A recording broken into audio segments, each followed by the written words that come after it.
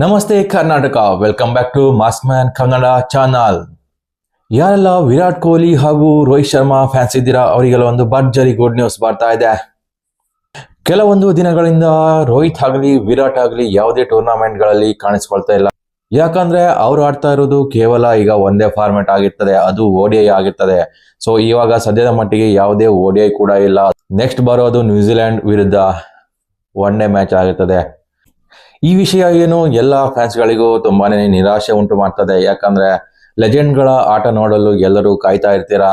ಹಾಗಾಗಿ ಅವರ ಆಟ ಇಲ್ಲ ಅಂದ್ರೆ ಎಲ್ಲರಿಗೂ ಬೋರ್ ಹೊಡ್ಸೋದಂತೂ ಗ್ಯಾರಂಟಿನೇ. ಅದು ಅವ್ರನ್ನ ಬಿಟ್ರೆ ಬೇರೆ ಯಾರು ಆಡಿದ್ರು ಅಷ್ಟೊಂದು ನೆಮ್ಮದಿ ಸಿಗೋದಿಲ್ಲ ಕ್ರಿಕೆಟ್ ಪ್ರೇಮಿಗಳಿಗೆ ಅಂತಾನೆ ಹೇಳ್ಬಹುದು. ಇವಾಗ ಒಂದು ಅಂತಹ ಪ್ರೇಮಿಗಳಿಗೆ ಒಂದು ಗುಡ್ ನ್ಯೂಸ್ ಅಂತ ಹೇಳ್ಬಹುದು. ಯಾಕಂದ್ರೆ ವಿರಾಟ್ ಕೊಹ್ಲಿ ಹಾಗೂ ರೋಹಿತ್ ಶರ್ಮಾ ಇಬ್ಬರು ಕೂಡ ಕ್ರಿಕೆಟ್ ಅಂಗಳದಲ್ಲಿ ಕಾಣಿಸಿಕೊಳ್ತಿದ್ದಾರೆ.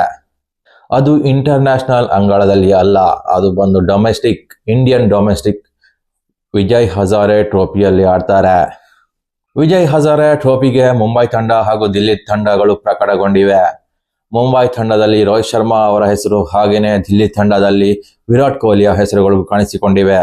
ಈ ಮೂಲಕ ಅರ್ಥವಾಗುವುದೇನಂತ ಹೇಳಿದ್ರೆ ಇವರಿಬ್ಬರು ಕೂಡ ವಿಜಯ್ ಹಜಾರೆ ಟ್ರೋಫಿಯಲ್ಲಿ ಕೆಲವು ಮ್ಯಾಚ್ಗಳನ್ನು ಆಡೋದಂತೂ ಪಕ್ಕ ಆಗಿರ್ತದೆ.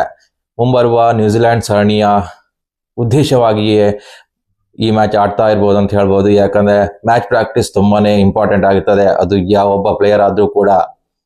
ಅದು ಅಲ್ಲದೆ ಇಂಡಿಯನ್ ಸೆಲೆಕ್ಟರ್ಸ್ ಏನಿದೆ ಅಥವಾ BCCI ಏನಿದೆ ಖಂಡಿತವಾಗಿ ಹೇಳಿದೆ ಎಲ್ಲ ಪ್ಲೇಯರ್ಗಳು ಕೂಡ ಡೊಮೆಸ್ಟಿಕ್ ಆಡಲೇಬೇಕೆನ್ನೋದು, ಅದ್ರ ಮೂಲಕ ಅವರ ಒಂದು ಆಯ್ಕೆ ಆಗ್ತದೆ ಅಂತ ಹೇಳ್ತಾರೆ.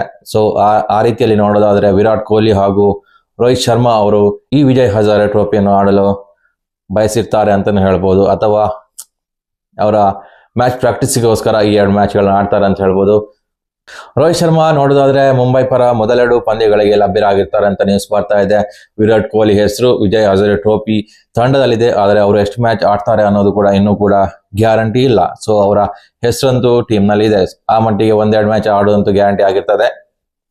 ನಾನೊಬ್ಬ ಫ್ಯಾನ್ ಆಗಿ ಹೇಳೋದಾದ್ರೆ ವಿರಾಟ್ ಕೊಹ್ಲಿ ಹಾಗೂ ರೋಹಿತ್ ಶರ್ಮಾಗೆ ಈ ಡೊಮೆಸ್ಟಿಕ್ ಆಡೋ ಅವಶ್ಯಕತೆ ಇಲ್ಲ ಅನ್ಸುತ್ತೆ. ಯಾಕಂದ್ರೆ ಅವರು ತಾವೇನನ್ನು ಪ್ರೂವ್ ಮಾಡಿದ್ದಾರೆ. ಸದ್ಯದ ಮಟ್ಟಿಗೆ ನೋಡೋದಾದ್ರೆ ವಿರಾಟ್ ಕೊಹ್ಲಿ ಹಾಗೂ ರೋಹಿತ್ ಶರ್ಮಾ ಇಲ್ಲದೆ ಇರುವಂತಹ ಟೀಮ್ ಸದ್ಯದ ಮಟ್ಟಿಗೆ ಯಾವ ಪರಿಸ್ಥಿತಿಯನ್ನು ಎದುರಿಸ್ತಿದೆ ಅನ್ನೋದು ನಿಮ್ಗೆ ಗೊತ್ತಿರ್ತದೆ.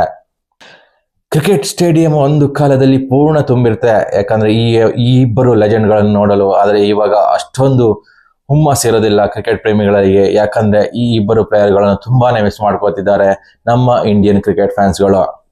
BCCI ನವರು ಯಾವ ಅರ್ಥದಲ್ಲಿ ಹೇಳ್ತಾರೆ ಅಂತ ಅರ್ಥ ಆಗೋದಿಲ್ಲ. ಯಾಕಂದ್ರೆ ಕೆಲವೊಂದು ಡೊಮೆಸ್ಟಿಕ್ ನಲ್ಲಿ ಉತ್ತಮ ಪ್ರದರ್ಶನ ಕೊಡುವಂತಹ ಪ್ಲೇಯರ್ಗಳನ್ನು ಅವರನ್ನು ಟೀಮ್ ಇಂಡಿಯಾಕ್ಕೆ ಆಯ್ಕೆ ಮಾಡುವಲ್ಲಿ ಪರಿಗಣನೆಗೆ ತೆಗೆದುಕೊಳ್ಳುವುದಿಲ್ಲ.